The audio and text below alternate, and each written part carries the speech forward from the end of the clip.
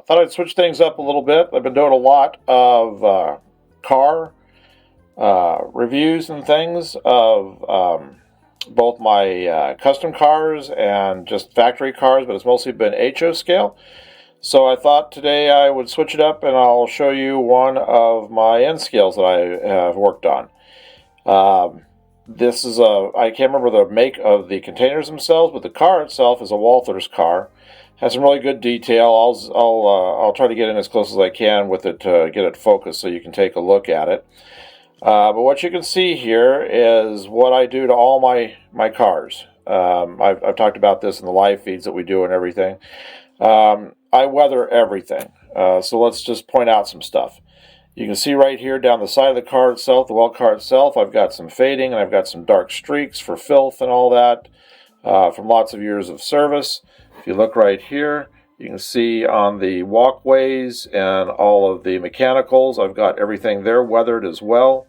It came out really, really good. What I did with the HO cars, I just transferred to the N scales and it worked out perfectly.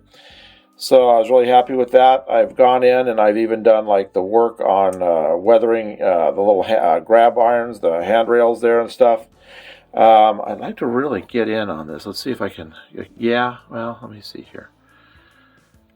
Okay, yeah, you can really kind of see. I'll wait till the other one comes around too. I'll just kind of hold it right here as a close-up to show you that rust that I do on the walkways.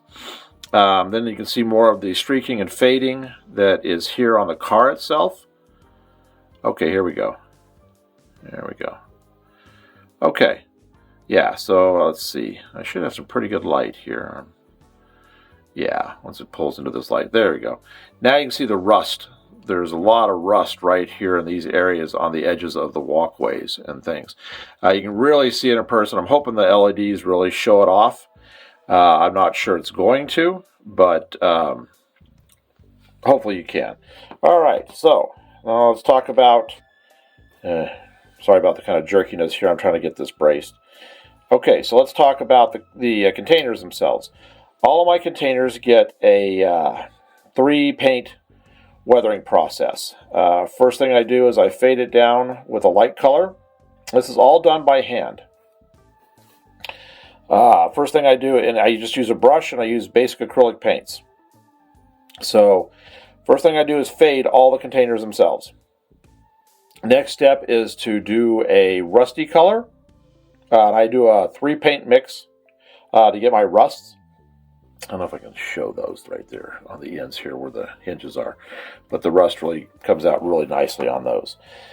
And then the last step is doing black, and the black makes all of the rust pop and just look beautiful, so that it comes out great, and it really flows, and everything is done with an inconsistency. So I'm going to show you the tops of these here pretty soon, and then we're going to put these up on the track, and you can see how it looks when you've got scenery and stuff around it, how it really completes up the scene.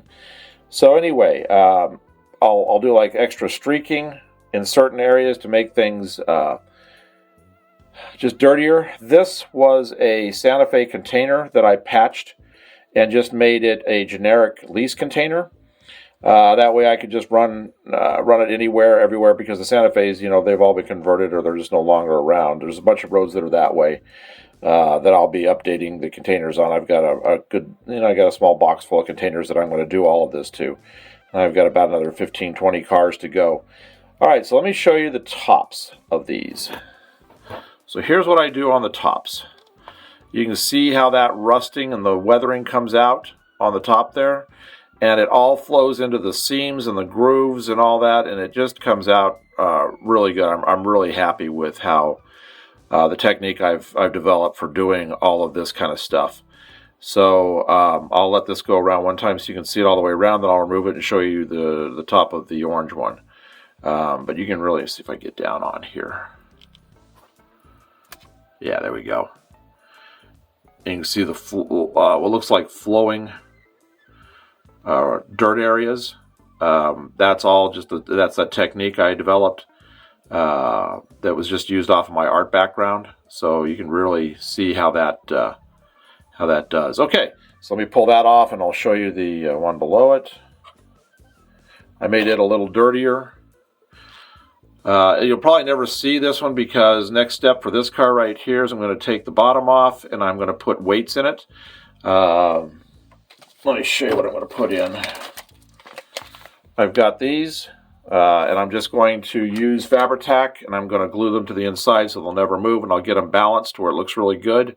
What I did on this, not knowing if I was going to have this on top or not, is I gave a lot of sea salt look for the coming across the oceans and everything on there, for like water that has been on top and just accumulated. So I really think that came out looking pretty nice. So I'm pretty happy. So you can see how this kind of blends now with, we'll let it come around here to the light, but you can see how this just looks all like it's been around the same length of time between the rust here and then all the dirt and filth up on top. It just comes out, and we'll get a little shot here of the side showing everything there, the weathering on the sides. So it came out really nice. So I'm really happy with this. All right, so I'm going to pause this for a second, and I'm going to go take it up and put it on a track. I'm not going to run it, but I'm just going to show you what it looks like with scenery around it. Okay, so I'll show you a little bit more of a top view, but I wanted to get rid of the light here for a sec. I did forget to mention that you can see the real good sides now on that. Now I did not do anything with the wheels yet because I'm going to replace those with MTLs, trucks and couplers. So that's all right. So I'm going to get this up so you can see kind of how it looks set into a scene. I have yet to put my road bed in, the ballast actually into the road bed areas. But if you could look at it next to the rocks over there, I think that looks really sharp. Here, and there's another one of my cars. This one I put graffiti on. That's close enough. This will give you an idea now how.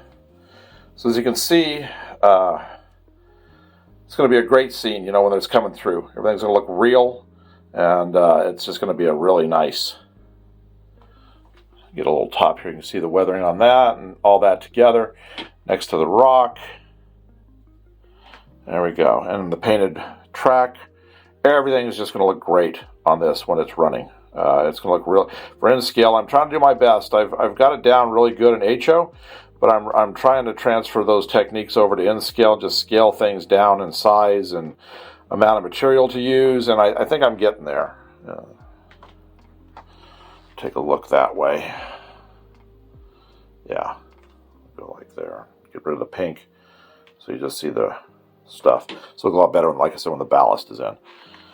So anyway, I hope this has been a neat video to watch, and it gives you some ideas on what you can do with your in-scale cars for weathering, and to make them look real, and to, you know, so when they're sitting in your on your layout, that everything just kind of looks really nice. And some people don't like heavy weathering like this, and this isn't really heavy. I've done heavy weathering. This is not heavy weathering. This is about medium weathering for me. It's not light, but it's definitely just it's definitely medium. I'll have another one of these showing mostly Canadian National equipment. Thanks for watching.